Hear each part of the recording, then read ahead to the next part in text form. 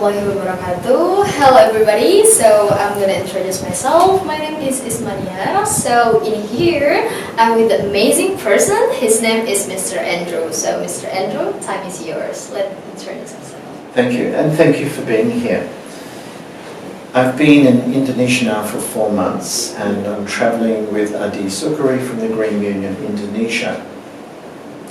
My interest in, as a designer, inventor, educator, and environmentalist, my concerns about the environment globally is a big issue. And this started for me, most of my life I've taken an interest. And so maybe 15 years ago I took an interest personally at dealing with the waste stream. And when I came here in the mid-70s as a young graduate, it was very pristine and very beautiful. Now, over the last 8 years, I've been here many times, and I've been fortunate to see and experience and meet people in Indonesia dealing with the environment.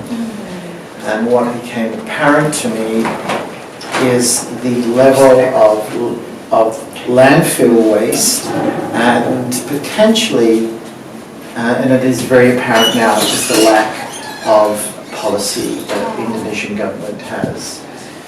What is crucial for me is the impact that landfill is having on Indonesia. Indonesia is blessed with lots of natural resources. It's actually really abundant.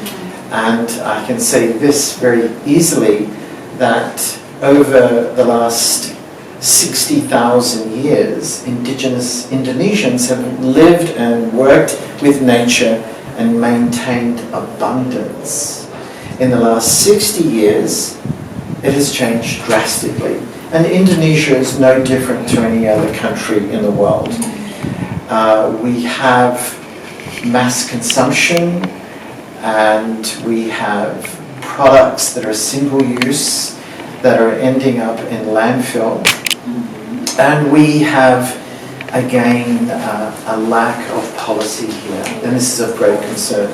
The impact that it has on Indonesia is immense. It would have great impact on the environment. It would have great impact. When I say the environment, we're talking about soil, we're talking about All about environment, right? water systems, the air we breathe, the gases, the carbon monoxide, the flora, the fauna, and of course our health. Yeah. And so for future generations, this is going to be very challenging for them. And this country, this amazing country. So that's why you think you have a responsibility to fix this, protect this environment. Yeah, look, I'm just a small part of contributing to helping Indonesia. There are literally thousands of people, a lot of expats that have been to Bali and Java that are helping out in some shape or form with government agencies, and they see the urgency of the problem here. So on my part, as an educator working in this space, and I have been in this space quite extensively now for 20 years, and dealing as a food waste composter, as a inventor and designer, and then talking about this on a global scale, I feel very passionate about contributing where I can in Indonesia and creating solutions. So why you choose Indonesia as the one of the country that you want to contribute to this environment? So I mentioned to you that I came here as a university student graduating in 1977, and I traveled around Indonesia for 6 months, and it was very abundant and very beautiful and rich in all its beauty. But my father was born in Bandung. So you are Indonesian mix? I'm an Indonesian mix. And he was born in Bandung between the 2 wars, so he was a Dutch Indonesian, but more Indonesian than Dutch.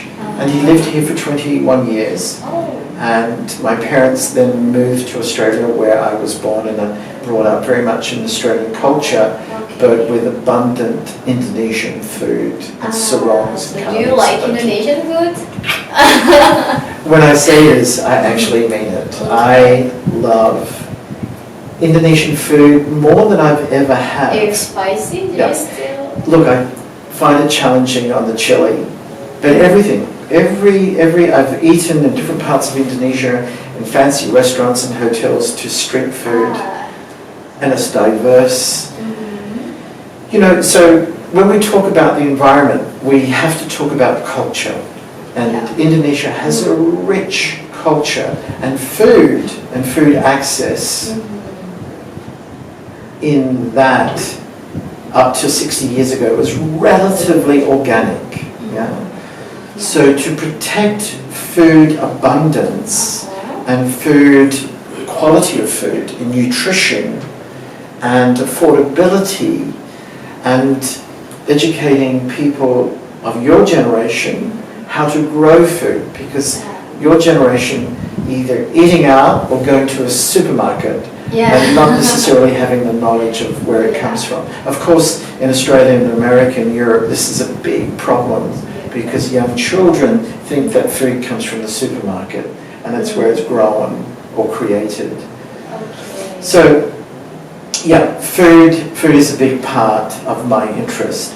But as a designer, my interest in that is food waste. So in Indonesia, food waste is at about 54% of food waste is going into landfill, which is 54% every day, every year. Okay, so I'll just pause for a moment there. Yeah, look, it doesn't have to be. For me, it's of great concern because we need to change behavior of how people relate to food, how much they eat, and what they order or purchase and don't use.